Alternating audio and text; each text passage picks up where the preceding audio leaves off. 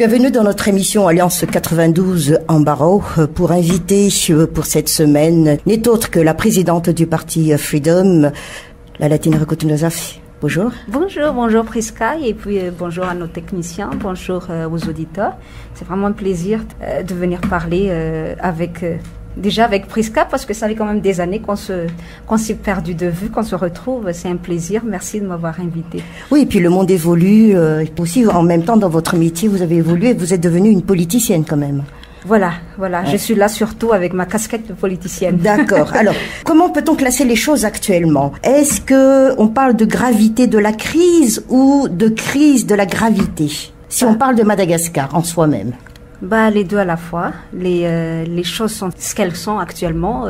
Moi, je pense que ce serait de l'irresponsabilité de continuer à penser que tout va pour le mieux pour le pays. Moi, je profite de ce passage sur vos ondes pour vraiment alerter tout le monde sur la situation actuelle par rapport au dernier passage du cyclone Nenao, parce qu'il y a trop d'inertie au sein du gouvernement et j'ai l'impression qu'ils réalisent pas vraiment l'ampleur des dégâts après le passage du cyclone et qu'ils réalisent pas non plus la situation catastrophique dans laquelle se trouve la population actuellement. Donc, qu'on hésite à déclarer cette situation d'urgence post-cyclonique quand même, parce que je tiens quand même à souligner parce qu'il y a cette tendance quelque part à vouloir induire en erreur le public aussi, parce que vous savez, on dit oui, mais état d'urgence ou situation d'urgence veut dire qu'il y a c'est très dangereux parce que c'est la guerre, ce sera restriction de la liberté d'expression, ce sera restriction de possibilité de manifestation et tout ça. Mais non, on parle bien de situation d'urgence post-cyclonique comme ce qui s'est passé à l'époque au Haïti ou mais dans beaucoup de pays, c'est pas une honte. On parle de humain d'abord, de l'humanité. Voilà, il y a quand même une urgence humanitaire actuellement. Il faut absolument se pencher là-dessus. Et je ne comprends pas pourquoi le gouvernement hésite à prendre cette décision, à décréter cette situation d'urgence. J'ai appris sur RFI ce matin que la primature a expliqué que le Premier ministre réfléchit encore sur une stratégie à adopter après le passage du cyclone, surtout sur les aides qu'on devrait octroyer ou apporter aux sinistrés et qu'il attend le bilan final des dégâts. Et je trouve quand même que c'est déplorable parce que, écoutez, moi je pense que gouverner, c'est prévoir comme on dit. Et on savait déjà quand même depuis quelques jours à l'avance, juste avant que le cyclone n'arrive, que le cyclone allait arriver, qu'il allait traverser le pays de haut jusqu'en bas. Et la météo a très bien travaillé. Tout à fait. Et puis, nos îles voisines aussi ont quand même alerté sur la situation depuis, on va dire, suffisamment à l'avance.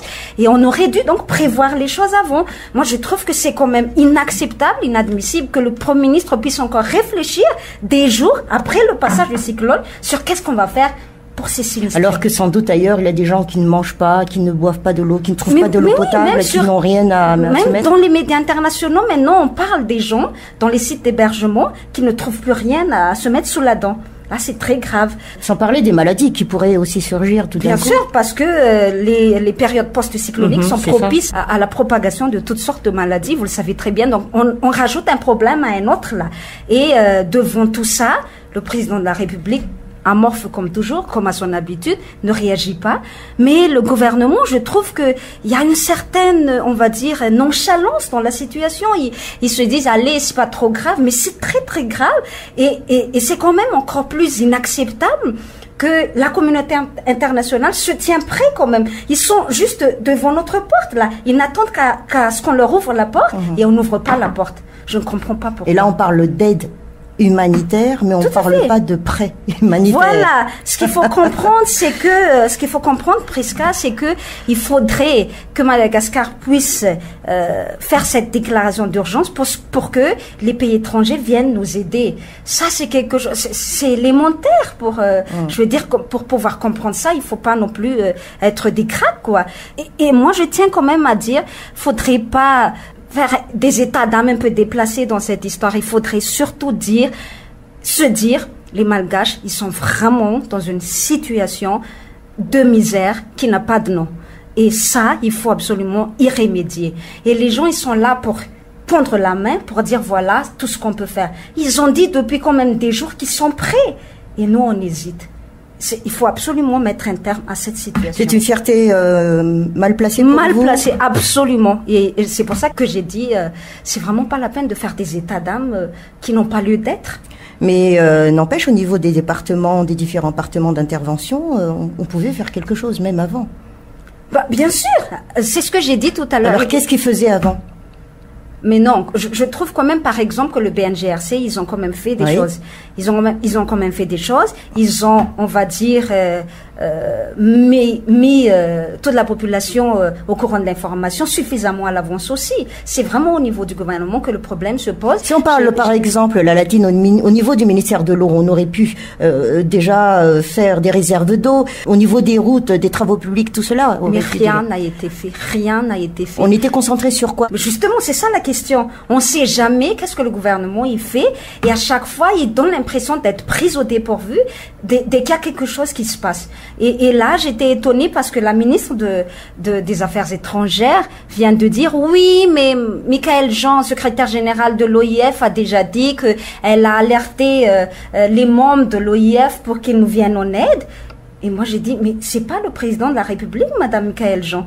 Et que la ministre de la Population va à New York pour dire, moi, je vais alerter la communauté internationale sur la nécessité urgente d'apporter de l'aide à Madagascar, alors que les aides sont déjà, encore une fois, aux portes de Madagascar, mais c'est nous qui hésitons. Mais peut-être c'est absolument incompréhensible. Mais peut-être la Latine aussi, c'est le fait simplement, c'est un manque d'esprit de leadership dans la prise de décision. Exactement, vous l'avez dit, hein, Prisca. Je pense que quelque part, c'est vraiment un problème au sommet de l'État. Le président de la République, depuis le début, a donné l'impression, et ça se confirme au fur et à mesure des événements, qu'il ne maîtrise pas son équipe, qu'il a du mal à donner des directives et qu'il a du mal à se faire respecter.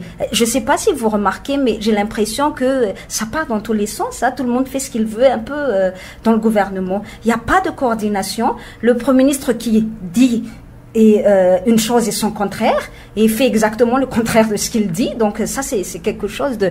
Ça permet de se dire que finalement, c'est vraiment le président de la République qui n'a pas, on va dire, défini clairement le cadre et défini clairement les objectifs à atteindre. Oui.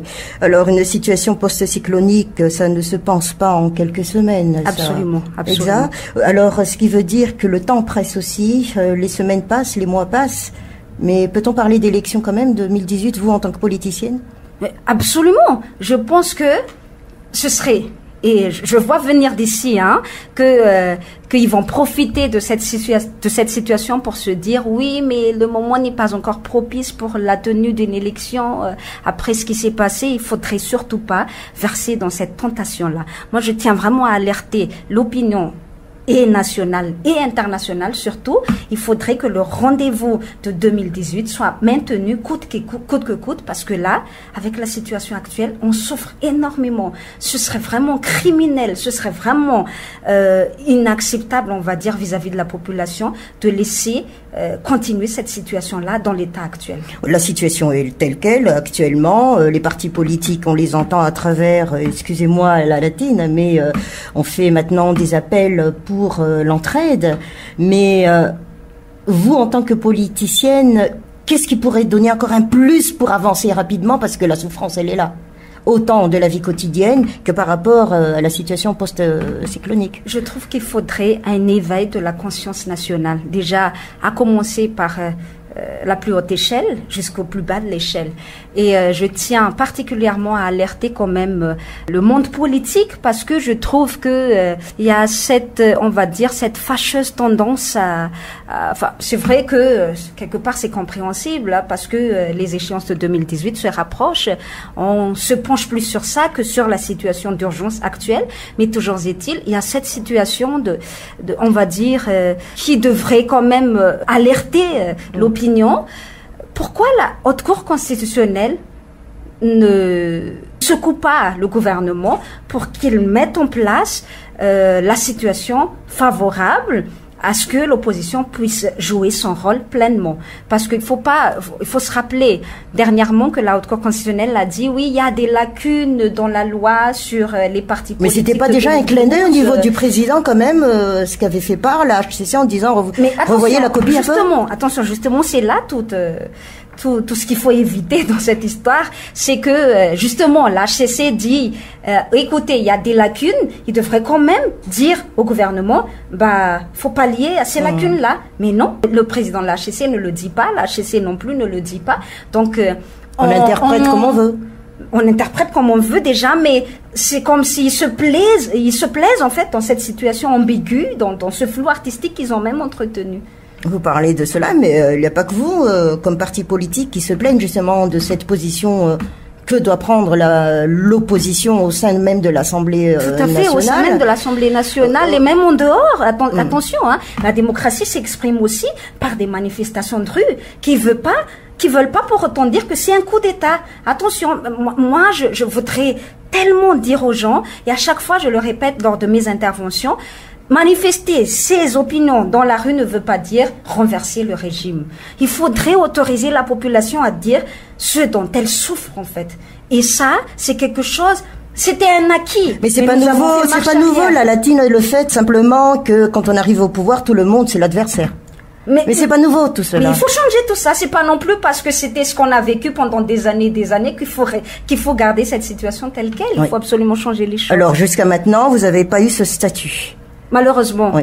Et qu'est-ce qu'il reste à faire encore alors non, ce qui reste à faire, c'est juste une question de volonté politique, Prisca. Et vous le savez très bien. Nous, au sein de du conseil municipal, nous avons décidé à ce que la place de la démocratie puisse être ouverte pour que tout le monde puisse s'exprimer là-dedans et qu'on puisse mettre, on va dire, des règles de jeu pour que ça puisse se passer dans le calme, dans le meilleur, on va dire, dans la meilleure condition possible, dans les meilleures conditions possibles. Et c'était seulement au niveau de l'exécutif, c'est-à-dire par le biais de la préfecture qu'on a senti qu'ils n'étaient pas vraiment chauds à ce que le peuple, la population puisse s'exprimer librement. Et c'est là qu'il faut que l'opposition puisse prendre son rôle et de manière quand même, on va dire, active et vigoureuse. Et vous êtes d'accord que descendre dans la rue, ce n'est plus une solution pour un peuple désarmé? Je pose la question. Je ne parle pas de descendre dans la rue pour renverser le régime. Ouais. Je dis le régime, il dort, il somnole. Il faut qu'il y ait quelque chose qui puisse le réveiller de leur torpeur. Mais ils assurent, le régime assure qu'on a toujours de l'argent. C'est ce qu'il dit. N'importe quel gouvernement aurait dit ça. Peut-être c'est de bonne guerre, mais nous savons exactement que c'est pas ce qui se passe actuellement. Vous voyez vous-même que on a du mal, même juste à avoir des papiers dans les bureaux administratifs. C'est tout un parcours de combattant pour les gens qui veulent avoir des services au sein de l'administration actuellement. Hein. Donc c'est vrai, c'est bien beau de dire oui, on a l'argent, tout se passe bien, mais je vous parle seulement par exemple du décaissement de toutes les aides qui ont été promises sur le plan international. Attention, jusqu'à maintenant, et ça, on a eu la confirmation auprès de l'Union européenne, il n'y a toujours pas eu de décaissement en matière d'aide budgétaire, d'appui budgétaire, c'est-à-dire qu'on n'a pas eu d'argent, malgré toutes les promesses mirobolantes qui ont été faites, malgré toutes les sommes, tous les montants, on va dire, énormes qui ont été annoncés, rien de tout cela n'arrive pour le moment dans les caisses de l'État. C'est peut-être parce que le summum de dette est déjà atteint?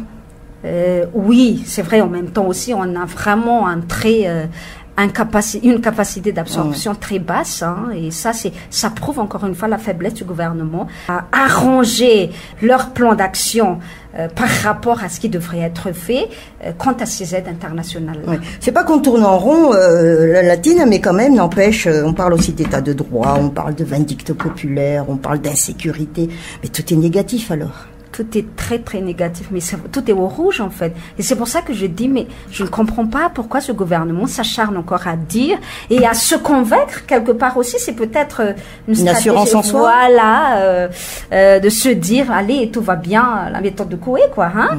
Mais nous savons pertinemment que, par exemple, cette question de vindicte populaire, ça devient très grave parce que ça signifie que les gens ils n'ont plus confiance ni en la justice, ni aux forces de l'ordre, ni encore moins aux autorités. Qu'est-ce que ça veut dire? Ça veut dire qu'ils préfèrent régler leurs propres comptes aux gens qui leur font du tort plutôt que de se confier à des institutions en qui ils n'ont plus confiance. Et ça, c'est très grave quand même, parce que ça veut dire que c'est tout l'État qui est en dysfonctionnement. Et on peut pas se permettre. On a quand même, moi je pense quand même qu'il y a eu des avancées notables quant à l'application de l'état de droit. Mais entre autres, vous pouvez nous donner des illustrations pour quand même qu'on voit un peu rose dans la vie, quoi. Non, allez, c'est vrai que je veux pas jouer vraiment à faire l'alarmiste, mais c'est vrai que il est difficile quand même de trouver quelque chose de positif actuellement. Mais je dis qu'il y a eu des réformes qui ont été menées, par exemple, au sein de la justice. Il y a eu plusieurs ateliers qui ont été menés pour qu'on puisse faire régner cet état de droit. Mais le souci, le principal souci, moi je vais vous dire, Prisca, à mon avis, le principal souci, c'est que dans ce régime Radzon Armampian, et je suis vraiment désolée de le dire, mais il n'y a jamais eu autant de cas où l'exécutif fait main basse et vraiment dicte leurs lois au sein de la justice. Alors, et récemment encore, on vient de parler de ces cas du fils du président, de la famille de la première dame, des conseillers du président qui disent voilà tout ce qu'on doit faire dans la justice. Et ça fait qu'on ne peut pas avoir confiance. Donc, ici à Madagascar, on vit plus de la politique et on vit pour la politique. On vit, moi j'ai l'impression qu'on vit plus de la politique, hein, quand même. Donc c'est un métier maintenant. C'est un métier, c'est juste, non, allez, quelque part, c'est juste un moyen de se mettre à l'abri de quelque chose. D'accord. Pour ne pas dire. Un dernier point, la Latina quand même, c'est par rapport à ce qui se passe dans le monde. On sait très bien être protectionniste, mais en ayant une vision d'ouverture quand même. Nous, à travers la mondialisation, selon la Latine, est-ce qu'on était prêt face à cette mondialisation, ou est-ce que on l'incurge simplement, on avale simplement et on ne sait plus la gérer? Le souci, c'est que les dirigeants successifs n'ont jamais eu on va dire, de politique claire pour justement faire face à la mondialisation dans le pays. Et on subit, malheureusement pour le moment, on fait que subir les effets de la mondialisation et on doit suivre. On ne fait que suivre. Donc il faudrait quand même qu'il y ait des dirigeants qui soient conscients que Madagascar doit avoir son rôle et sa place surtout dans cette mondialisation-là. Qu'est-ce qu'on a à gagner? Qu'est-ce qu'on doit profiter? Parce qu'il faut profiter de la situation aussi, il faut savoir profiter de la situation. Et qu'est-ce qu'on doit refuser pour pouvoir garder notre identité, pour pouvoir faire preuve de protectionnisme quelque part quand même. Hein. Il faut savoir dire non parfois, disait un consultant international. Exactement, il faut savoir dire non. Il faut savoir se dire aussi que quelque part, les entreprises malgaches ne sont pas prêtes, pas encore en tout cas, à être jetées comme ça en pâture devant la mondialisation. On n'est pas suffisamment préparé, on n'a pas eu de politique de préparation, de politique, on va dire, claire par rapport à ce qu'on doit faire face à tous les effets de la mondialisation, encore une fois. Écoutez, la Latine, le temps passe vite, dommage. Très très vite, malheureusement, on a plein de choses à faire. Mais l'espoir est toujours là. Alors l'espoir est toujours là, oui, mais il faudrait vraiment secouer beaucoup de choses. À très bientôt, la Latine. Merci beaucoup.